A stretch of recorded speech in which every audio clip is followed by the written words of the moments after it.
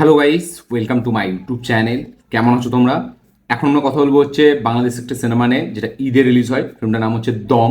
তো আমি রিসেন্টলি বাংলাদেশে ঈদে যে কটা সিনেমা রিলিজ হয়েছে সব কটাই বলতে গেলে এখন আমি দেখে নিয়েছি, শুধু প্রেসার কুকারটা বাকি। তো ওটাও আমি ট্রাই করছি, দেখে নেবো। তো দম স্টারিং আফরান নিশো, পূজা চেরি, চঞ্চল চৌধুরী। এই ফিল্মটার ডিরেক্টর হচ্ছে রেদওয়ান রনি। তো এই ফিল্মটা একটা রিয়েল লাইফ ইনসিডেন্ট থেকে ইন্সপায়ার্ড, ঠিক আছে। এই সিনেমাটা, দম সিনেমাটা একটা রিয়েল লাইফ মানুষের সাথে একটা জিনিস ঘটেছিল, সেই ঘটনাটাকেই আমরা দেখতে পাচ্ছি এই ফিল্মটার মধ্যে। তো ফিল্মটা ঈদে রিলিজ হয়। এই ফিল্মটার বাজেট হচ্ছে 7 কোটি টাকা। এটা বক্স অফিস কালেকশন করে ওই 4 কোটি টাকার কাছাকাছি, ঠিক আছে। এবং এই ফিল্মটা ক্রিটিক্যালি খুব অ্যাক্লেমড হয় এবং খুব পজিটিভ ওয়ার্ড অফ মাউথ পায়। বাট ফিল্মটা বক্স অফিসে কিন্তু চলেনি, বক্স অফিসে কিন্তু আন্ডার পারফর্ম করে। মানে বাজেটের হাফও মানে বলা যায় বাজেটের হাফ রিকভার করে ফেলেছে, বাট এই সিনেমাটা বাজেটের কাছেও পৌঁছতে পারেনি। তো খুবই বক্স অফিসে খুবই একটা মানে কালেকশন একদম বেকার হয়েছে, বক্স অফিসে একদম ভালো চলেনি সিনেমাটা। বাট সিনেমাটা ক্রিটিক্যালি অ্যাক্লেম। তো এই ফিল্মটা ফাইনালি আমি এখন দেখলাম, দম আফরান নিশোর ফিল্ম, ঠিক আছে। এবং আফরান নিশোর ফিল্ম মানেই সেখানে পারফরমেন্স সব থেকে প্রথমে কথা আসে। বক্স অফিস তো ভাড়মে যায়, সেটা দাগি বলি, সেটা সুরঙ্গ বলি। এবং আফরান নিশো মানেই, আমি বরাবর যারা আমার ভিডিও দেখে তারা জানে যে আফরান নিশো মানেই আমি একদম টপ লেভেলের অ্যাক্টারদের সাথে তাকে তুলনা করি, ঠিক আছে। এবং আমার তো এটা মনে হয় যে সে যদি ভারতে থাকতো, হয়তো সে এখন ওয়ান অফ দ্য মোস্ট এবং ওয়ান অফ দ্য ফাইনেস্ট একটা অ্যাক্টার মানে হয়ে যেত। ওয়ান অফ দ্য মোস্ট একটা হয় না এর মানে আমাদের হয় না টায়ার এ, টায়ার টু, টায়ার বি এর যেরকম যেরকম সাউথে হয়, ঠিক আছে। তো সেই রকম টায়ার এর একটা হিরো হয়ে যেত এখনো পর্যন্ত, মানে অ্যাক্টিংয়ের দিক থেকে। এবং বলিউডে যদি হতো তাহলে এতে নওয়াজুদ্দিন, মনোজ বাজপেয়ী এদের সাথে টক্কর হতো। তো কেমন লাগলো আমার দম, সেটা এই ভিডিওর মধ্যে কথা বলবো। তো চলো ভিডিওটা শুরু করা যাক। এক লাইনে যদি দমকে আমি রিভিউ করি, এই সিনেমাটা ডেফিনেটলি ভালো একটা সিনেমা। এবং দেখুন, এটা যেহেতু রিয়েল লাইফ থেকে ইন্সপায়ার্ড, তো এখানে ফিকশনাল আছে অবশ্যই, ডেফিনেটলি সিনেমা মানেই তো ফিকশনাল করেই করা হয়েছে। বাট এইখানে অ্যাজ ইট ইজ না, যেরকম হয়েছিল সেরকমটা রাখা হয়েছে। যার হ্যাঁ, এবার mainstream cinema, commercial cinema, ঠিক আছে, যার মধ্যে একটা মানে গান বাজনা সেসব তো আছেই। বাট যেহেতু এই ফিল্মটা যেটা হয়েছিল সেটাকেই রাখছে, তো তাই জন্য এই ফিল্মটা না আপনি একবার দেখবেন, তারপরে হয়তো সেই যে মজাটা সেটা হয়তো আপনাকে আর দেবে না দ্বিতীয়বার দেখার জন্য। কারণ এরকম সার্ভাইভাল থ্রিলার ফিল্মে এরকমই হয়। এই ফিল্মগুলো বক্স অফিসের জন্য বানানো হয় না, এই ফিল্মগুলো বানানোই হয় মানে অ্যাক্টিংয়ের জন্য, অ্যাক্টিং করার জন্য এবং একটা ঘটনাকে তুলে ধরার জন্য। তো সেটাই এখানে করেছে। এইটা আমি যদি গোট লাইফের সাথে আফরান নিশোর এই দম ফিল্মটা তুলনা করে, দেখুন গোট লাইফ টেকনিক্যালি ব্রিলিয়েন্ট একটা ফিল্ম ছিল, দমও কিন্তু টেকনিক্যালি ব্রিলিয়েন্ট একটা ফিল্ম। টেকনিক্যালিটিস ফিল্মটা কিন্তু খুব সুন্দর, মানে যেভাবে শর্ট টেকিং, সিনেমাটোগ্রাফি, ঠিক আছে, ভিজুয়াল, যেরকম মিউজিকের কাজ, সব কিছু কিন্তু ফিল্মটা টেকনিক্যালি খুবই সুন্দর। মানে আপনার দেখে মনেই হবে না এটা একটা বাংলাদেশের ফিল্ম, এটা একটা ইন্ডিয়ান ফিল্ম। আপনি যদি এই ফিল্মটাকেই মানে আফরান নিশো আছে তো, ঠিক আছে, আফরান নিশো নয় বাংলাদেশি অ্যাক্টার, ঠিক আছে, এই ফিল্মটাকে খালি আপনি অ্যাক্টারটা চেঞ্জ করে দিন এবং এই ফিল্মটা আপনি দেখুন। মানে এটাকেই আপনি পৃথ্বীরাজ সুকুমারনকে দিয়ে দিন, বা এটাই আপনি একটা সাউথে একজন ধনুষকে দিয়ে দিন, আপনার এটা দেখে মনে হবে এটা আমাদের এখানে ইন্ডিয়ার ফিল্ম। কারণ ফিল্মটা এতটা সুন্দর করে বানানো, খুব যত্ন নিয়ে সিনেমাটাকে বানানো হয়েছে, টেকনিক্যালিটিস খুবই ভালো।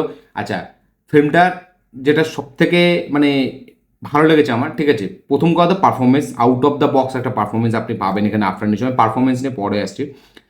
এই সিনেমাটা যে ভিজুয়ালি যে জিনিসটাকে আপনাকে দেখাচ্ছে, ঠিক আছে, সেটা এতটা হেভিভাবে মেনটেন করেছে। এই যে আফগানি যারা আছে তাদের যে কালচার বা তাদের যে অ্যাটেম্প, সেটাকে এতটা সুন্দর করে দেখিয়েছে। মানে আমাদের ইন্ডিয়ান সিনেমা তো এতটা সুন্দর করে মনে দেখায় না। তো সেটা আমার খুব ভালো লেগেছে। দেখুন, একটা মানে বাইরে এই যে তারা কাজাকিস্তানে গিয়ে শ্যুট করেছে, তো সেইখানে যে প্রপার যে মানে ওখানে যে গ্রুপটা কীভাবে মানে অর্গানাইজড হয়, ঠিক আছে, তো সেটাকে খুব ভালোভাবে এখানে দেখিয়েছে। তার সাথে একদম নেক্সট লেভেলের পারফরমেন্স আছে আফরান নিশোর।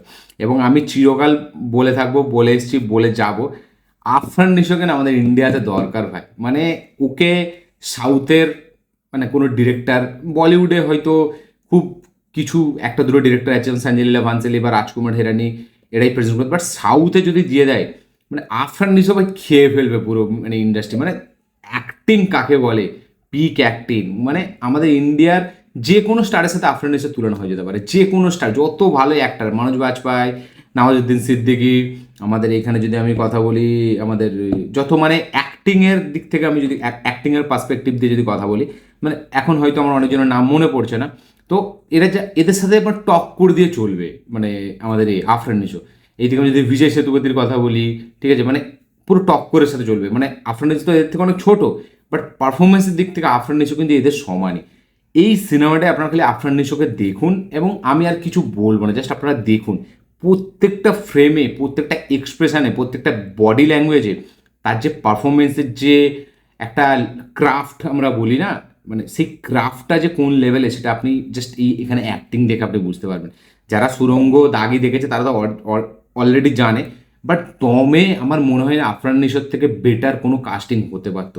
মানে দমে আফরান নিশোর ছাড়া এত সুন্দর, এতটা হেভি, এতটা মানে ওয়েল ডিজার্ভ একটা পারফরমেন্স কেউ দিতে পারতো না। এই পারফরমেন্সটা পুরোটাই মানে ভেতর থেকেই তৈরি করা হয়েছে মানে আফরান নিশোর জন্য। আফরান নিশো ছাড়া এই পারফরমেন্সটা কেউ দিতেই পারবে না, সত্যি বলছি। মানে আমাদের ইন্ডিয়াতেও অনেক অ্যাক্টার আছে যারা এইগুলো দিতে পারবে না, অনেক কম অ্যাক্টার আছে যারা এইগুলো হয়তো পুল আপ করতে পারবে, খুবই কম। কারণ আফরান নিশো এই ক্যারেক্টারটাকে এতটা সুন্দরভাবে ধরেছে, প্রত্যেকটা ফ্রেমে আপনি বুঝতে পারবেন না, আপনি ভাববেন সারা এই নূর ছিল অরিজিনালি, এবং এরই আফরান নিশোরই আমরা কাহিনী দেখছি।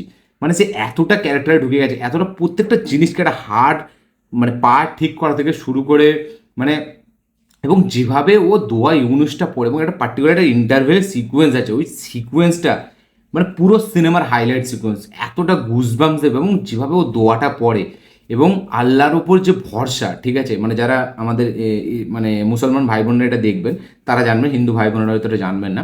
মানে যেভাবে আল্লাহর ওপর ভরসাটা এই সিনেমাটার মাধ্যম দিয়ে দেখানো হয়েছে, এবং আল্লাহ যে মানে সবসময় বান্দার সাথে আছে, ওই ইন্টারভেলের সিকোয়েন্সটা দেখলে আপনার লিটারেলি গুজবাম্পস দেবে। এতটা সুন্দর হেভিভাবে ডিজাইন করা হয়েছে না ওই সিকোয়েন্সটা। এবং মানে যত যাই হয়ে যাক, সে আল্লাহর সাথ ছাড়ছে না, ঠিক আছে। তো এইখানে মানে আমি কি বলবো, যারা আমাদের এই ইসলাম ধর্মের মানুষ তারা খুব ভালো করে এই সিনেমাটা দেখলেন একটা জিনিস, তাদের ধর্মের দিকে একটা ভালো ইয়ে হবে। কারণ এখানে দেখাচ্ছে যে একটা লোক তার জীবন পুরো মৃত্যুর মুখে, কিন্তু সে আল্লাহকে কোনোভাবে ছাড়ছে না। তো এটাই হচ্ছে বিশ্বাস, এটা হচ্ছে বান্দার আল্লাহর উপরে বিশ্বাস, এবং সেটাকে যেভাবে সিনেমার মধ্যে দেখিয়েছে মানে সেটা আলাদা রকম। ওই যে দোয়া ইউনিস পড়ার সিনটা, ওই যে গাদাতে ঘুরবে, terrific scene, terrific shot taking ওটা। এবং কিছু কিছু ফ্রেম আছে সিনেমাটার মানে এক্সট্রা অর্ডিনারি, সেই ফ্রেমগুলো আফরান নিশো জাস্ট চূড়ান্ত লেভেলে পৌঁছে দিয়েছে। মানে আমি তো বলছি মানে আফরান নিশো বস মানে আলাদা রকম জিনিস, মানে ওকে দরকার আমাদের ইন্ডিয়াতে। এবং মানে ও এসে একটা সাউথের একটা ভেট্রি মারানের সাথে কাজ করুক, একটা আমাদের মানে কি বলবো, আরও যারা হেভি হেভি ডিরেক্টর, দেখুন আমার তো রেফারেন্সের সময় আমি সব কিছু ভুলেই যাই, তারপরে সব মনে পড়ে যখন ভিডিও শেষ হয়ে যায়। তো আমি বলছি মানে টপ টপ যারা কন্টেন্ট ড্রিভেন ডিরেক্টর আছে তাদের হাতে মানে একে ফেলুক, মানে আমাদের আফরান নিশোকে জাস্ট টেরিফিক আউটপুট বার করে। মানে বাংলাদেশের ডিরেক্টররা এতটা সুন্দর তাকে বার করে নিচ্ছে। এবং সত্যি বলছি এখানে আমার মনে হয় না ডিরেক্টরের যে অতটা মানে কি বলবো একটা ক্রেডিবিলিটি আছে অতটা নেই। এখানে আমার হচ্ছে আফরান নিশোই সব, সেই ডিরেক্টরকে মানে করে দিচ্ছে যে ভাই তুই সরে যা, আমি দেখে নিচ্ছি কী হয়েছে ব্যাপারটা। এবং তার পারফরমেন্স আমার মনে হয় না মানে ডিরেক্টর এরভাবে বলে দিতে পারে যে ভাই এই সিকোয়েন্সে তোমাকে পুরো এরকম ঝিমিয়ে যেতে হবে, এরকম মুখে এক্সপ্রেস, এটা কোনো ডিরেক্টর বলতেই পারবে না। এটা আফরান নিশোর মতো পিক পারফর্মারটাই করতে পারে, ঠিক আছে। মানে প্রত্যেকটা ফ্রেমকে যেভাবে সে একদম স্কাই হাই লেভেলে পৌঁছে দিচ্ছে, অ্যাক্টিং মানে সারা পুরো উড়িয়ে দিয়েছে। মানে একে বলে পারফরমেন্স, মানে একে বলে অ্যাক্টার, একে বলে অ্যাক্টিং। মানে সিনেমা একবার দেখবো কি দুবার দেখবো কি ফ্লপ হলো ঠিক নয়, বাট ভাই আমি ছেয়ে থাকবো পুরো স্ক্রিন জুড়ে। মানে তাকে একটা এমন ক্যারেক্টার দেওয়া হয়েছে যেখানে তাকে শুধু পেঁদাচ্ছে, তার লাইফ পুরো হেল করে দিচ্ছে। সেইখানে যে একটা মানুষের মানে জিন্দেগিটা কীরকম হবে সেটা সেই ক্যারেক্টারটার মাধ্যমে যেভাবে পোর্ট্রে করেছে আফরান নিশো, মানে ভাবা যায় না, জাস্ট ভাবা যায় না। আমাদের এই পার বাংলার কোনো অ্যাক্টার সত্যি বলছি মানে আমার মনে হয় না যে আফরান নিশোর ধারে কাছে আছে। মানে অ্যাজ এ লিড অ্যাক্টার মানে সে যা পারফরমেন্স দিচ্ছে টেরিফিক, এক্সট্রা অর্ডিনারি। এরকম পারফরমেন্স আমাদের বাংলাতেও মনে হয় নেই, সত্যি বলছি। মানে এরকম পারফরমেন্স খুব কম আছে অ্যাজ এ লিড অ্যাক্টার, তার সাথে সুপারস্টার, মানে অ্যাক্টার সুপারস্টার দুটোই একসাথে, এবং তারও সাথে সাথে এরকম পারফরমেন্স জাস্ট টেরিফিক। মানে আমাদের বাংলাতে তো অনেক অ্যাক্টার আছে যে ওরা যেমন মানে জাত অভিনেতা, মানে আফরান নিশো মাঝে মাঝে মনে হয় তাদেরকেও ছাপিয়ে যাবে। মানে অন্যরকম আফরান নিশো, সত্যি বলছি মানে টেরিফিক একজন অ্যাক্টার। মানে তাকে আমাদের ইন্ডিয়াতে ইউজ করা দরকার, এবং ইন্ডিয়াতে সিনেমা করা দরকার তার। মানে আফরান নিশোর যে ক্রাফট আছে না, যে বারটা সে মানে অ্যাকচুয়ালিতে সে সেট করেছে, সেটার যে একটা পে অফ, সেটার যে ক্লোজার, সেটা আমার মনে হয় আমাদের এখানে এসে আরও সে বেটার বিগ একটা প্যান ইন্ডিয়া লেভেলে সে ফেম পেতে পারে। মানে এইরকম আমার মনে হয়, মানে তার অত্যাধিক সুন্দর পারফরমেন্স, ফিল্মের গান খুব সুন্দর, ফিল্মের ভিজুয়াল যেরকম বললাম, সিনেমাটোগ্রাফি, প্রত্যেকটা ফ্রেম, শর্ট টেকিংগুলো খুবই সুন্দর, টেকনিক্যালি ফিল্মটা খুব খুব হেভি, খুব স্ট্রং। আচ্ছা পারফরমেন্স তো এক্সট্রা অর্ডিনারি, যে কজন সাপোর্টিং কাস্টে পূজা চেরিরও পারফরমেন্স খুবই ভালো লেগেছে আমার, অ্যাজ এ ওয়াইফের চরিত্র যেভাবে সে পারফরমেন্স করে। চঞ্চল চৌধুরী তাকে যতটা স্পেস দিয়েছে সে সেইখানে তার নিজের কাজ বেশ ভালো করেছে। আচ্ছা এখানে যারা এই আফগানির চরিত্রে অভিনয় করেছে তাদেরও কিন্তু পারফরমেন্স বেশ ভালো, তাদেরকে কিন্তু দেখলে মনে হয় রিয়েল আফগানিস্তানের লোক, ঠিক আছে, এবং তারা তালিবানের যে লোক এটা পুরো দেখলে বোঝা যায়, মানে তাদের পারফরমেন্সটা এতটা রিয়েল মনে হয়।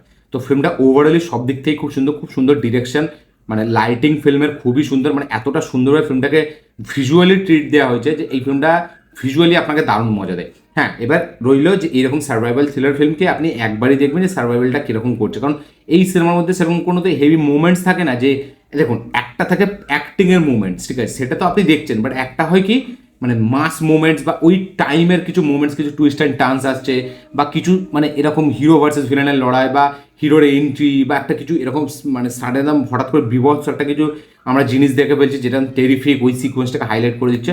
তো এইখানে সেরকম দেখতে পাবেন, এখানে শুধু গাদার সিকোয়েন্সটা বাদ দিয়ে এরকম কোনো সিকোয়েন্স নেই, পুরো সিনেমাটাই দাঁড়িয়েছে একটা মানুষের পারফরমেন্সের ওপরে।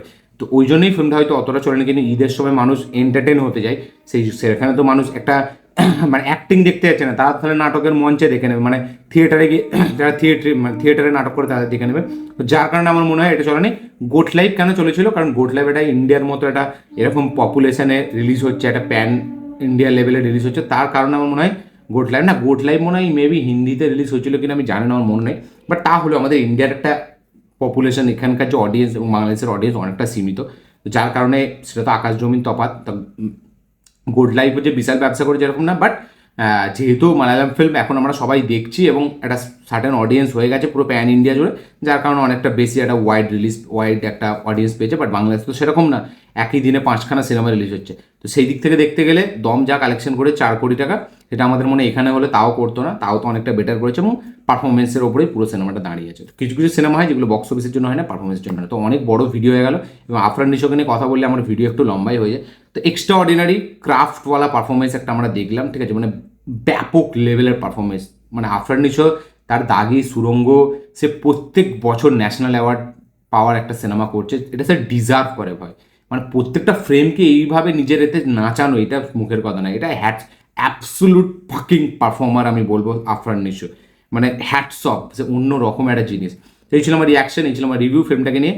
ভিডিওটা ভালো লেগে থাকলে লাইক শেয়ার কমেন্ট করে দেবেন, চ্যানেলকে সাবস্ক্রাইব করবেন, বেল আইকন প্রেস করতে ভুলবেন না। যারা দেখেননি দেখে নিন দম, দেখে কমেন্ট করবেন আপনাদের কি বক্তব্য, যারা দেখে নিয়েছেন তাদের কি বক্তব্য অবশ্যই লিখে জানাবেন। তো আফরান নিশোকে নিয়ে কি বলতে চান আপনারা অবশ্যই লিখে জানাবেন। এই ছিল ভিডিও, দেখা হচ্ছে পরের ভিডিওতে, ততক্ষণের জন্য বাই।